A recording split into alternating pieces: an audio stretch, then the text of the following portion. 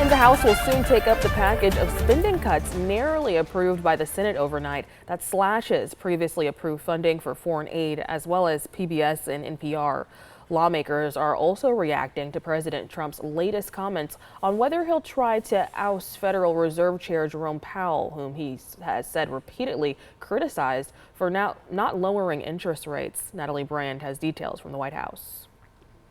The bill is amended as passed. Overnight, senators voted 51 to 48 to slash around $9 billion worth of previously approved funding for foreign aid and public broadcasting. Republicans Lisa Murkowski and Susan Collins joined with Democrats to oppose the measure, sounding the alarm over the impact to local public radio and TV stations.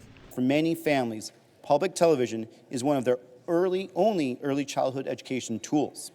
We shouldn't be pulling the rug out of these children. The overwhelming majority of CPB's funding flows to NPR and PBS, entities that have drifted far from their original mission and now serve as megaphones for partisan left-wing activism.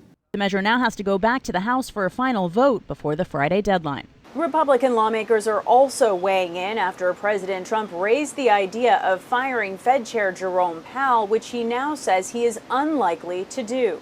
If you fire the chairman of the Federal Reserve,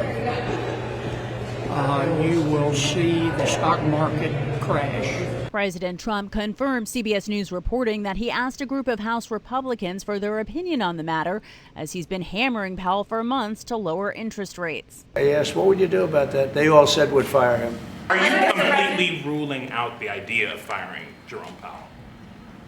I don't rule out anything, but I think it's highly unlikely unless he has to leave for fraud. The administration has accused Powell of mismanaging a $2.5 billion renovation at the Fed's headquarters.